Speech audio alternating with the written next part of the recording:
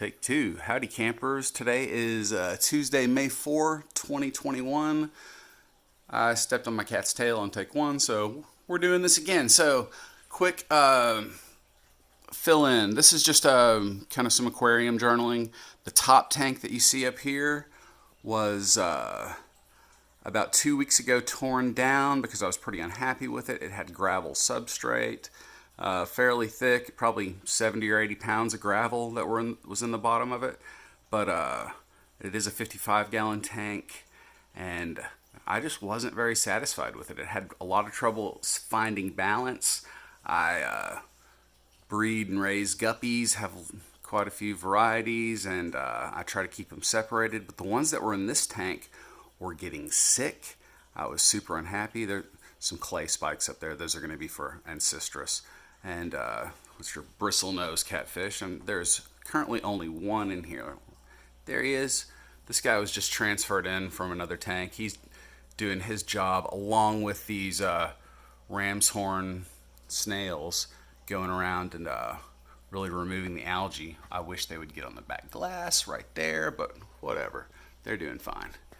Anyway, so for the moment, this is what I'm going to call a medium tech. It's not a high tech tank. This is that is CO2 bubbling into it, not air. The plants should be generating plenty of oxygen. In fact, I just saw, it looks like this is Kabamba green down here.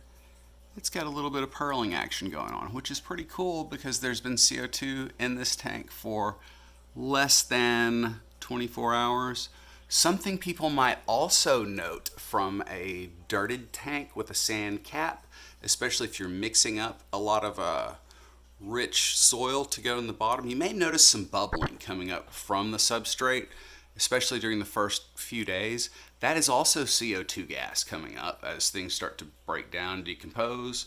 And however, I was trying to see if that was in fact what was going on down here, and it's not. These bubbles are actually coming from some of the, like a nick in the tissue. Let me see if I can zoom in on that.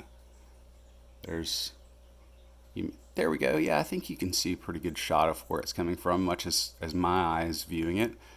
So there's probably a little wound there on that Kabamba green, and that's usually where oxygen gases will escape from a plant from the easiest point.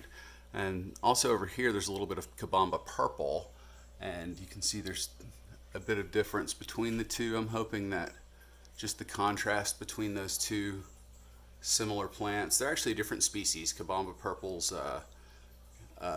thought to be a little more challenging in the aquarium. What I've noted from it is that it doesn't really like if you were to do a normal cutting from Kabamba green, expect that it would differentiate and basically just start growing out of one or more sites further a little bit down the plant. It's going to pick some nodes and think, oh, okay, I need to grow from here. Kabamba purple, when you do that, it takes a lot longer, even in CO2 and good light. This is a slower growing. It's not that it's slower growing, it's slower to rejuvenate after cutting, I'll say, in my experience. Others may leave some comments, chime in, tell me what you think about that, but that's kind of what I've experienced. The heater here, the reason I have it horizontal is basically for optimal flow across the heater. If you think about how warm water rises similar to warm air rising, as water is exposed to that, it's going to be heated and then go upward. There's a little bit of a functional efficiency gain from having a submerged heater that's capable of being horizontal instead of vertical, but it's in just such an ugly spot. I'm not sure what to think about it.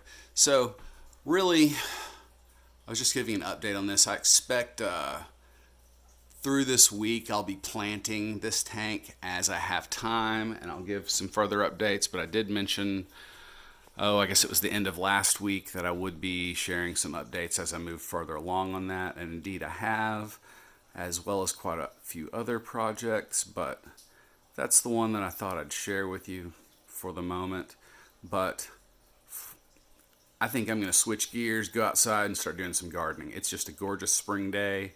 Like I said, May 4, and you guys enjoy. Thanks for watching. Give me a like, subscribe, share. Please feel free to leave any comments, and check us out on Facebook, Arkansas Planted Aquarium Club group.